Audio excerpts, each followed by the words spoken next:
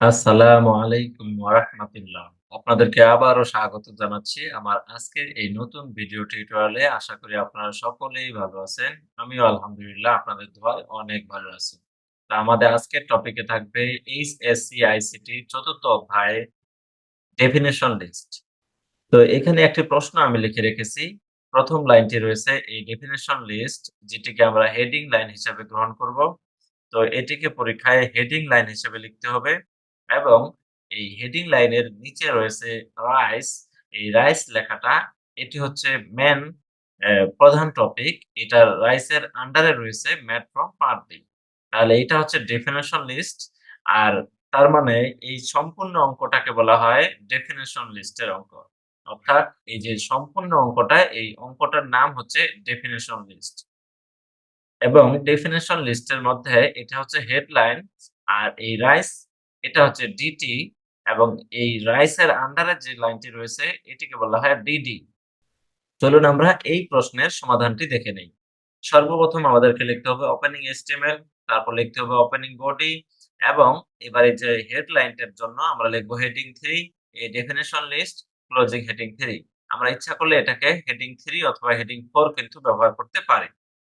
এরপর আমরা যেটা লিখবো, এখানে লিখবো ওপেনিং ডেফিনিশন লিস্ট। এই যে ডিএল এটাকে বলা হয় ওপেনিং ডেফিনিশন লিস্ট। যেহেতু আমরা এবার লিস্টের অঙ্ক করব, ডেফিনিশন লিস্টের অঙ্ক করব, সেহেতু আমরা এখানে লিখবো opening definition list DL. DL এটার পূর্ণরূপ হচ্ছে ওপেনিং, এটা ডিএল এটাকে বলা হয় ওপেনিং ট্যাগ আর এখানে ডিএল এটা হচ্ছে ডেফিনিশন লিস্ট। অঙ্কটার নাম হচ্ছে ডেফিনিশন লিস্ট। এজন্য আমরা ওপেনিং ডেফিনিশন লিস্ট এবং ক্লোজিং লিস্ট দিয়ে সকল লিস্টের অঙ্কগুলা সমাধান করব। তাহলে ওপেনিং ডেফিনিশন লিস্ট। এরপর চলুন আমরা দেখে নিই এই যে এখানে রাইস রয়েছে এটিকে আমরা বলবো ডেফিনিশন টার্ম। Definition term. তাহলে এই যে ডি তে ডি হচ্ছে ডেফিনিশন, টি তে term. Definition term. T E R M term. Definition term. তাহলে এখানে লিখবো opening definition term, rice, closing definition term.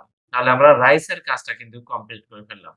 এবার রাইসের আন্ডারে রয়েছে ম্যাথ ফ্রম পার্টি।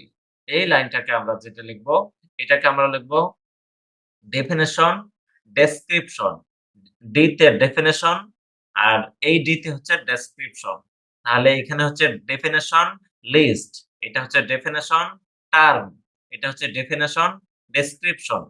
অঙ্কটা শুরু হবে definition list, opening definition list দ্বারা, অঙ্কটা শেষ হবে ক্লোজিং ডেফিনিশন লিস্ট দ্বারা। আর এই যে প্রথমে যে হেডলাইনটা থাকবে সেটাকে বলা হবে ডেফিনিশন টার্ম। তারপর এখানে লাইনটা লিখতে হবে এবং ক্লোজিং ডেফিনিশন টার্ম।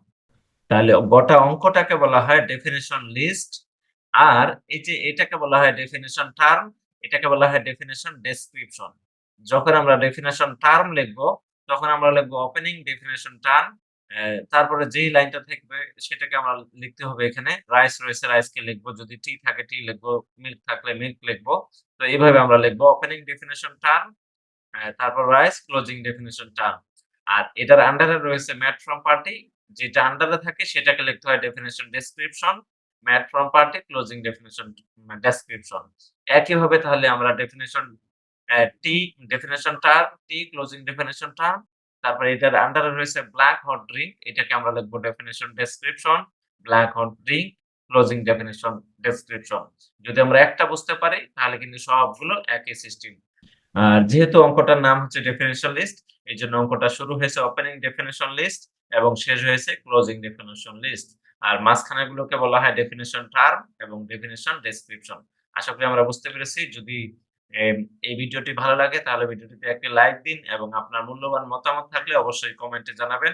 আমি আপনার কমেন্টে রিপ্লাই করার চেষ্টা করব ইনশাআল্লাহ। তো ঠিক আছে, আজকের মতো এখানেই সমাপ্ত। দেখা হবে নতুন কোনো একদিন, নতুন কোনো বিষয় নিয়ে। এ পর্যন্ত ভালো থাকি, সুস্থ থাকি। আল্লাহ হাফেজ।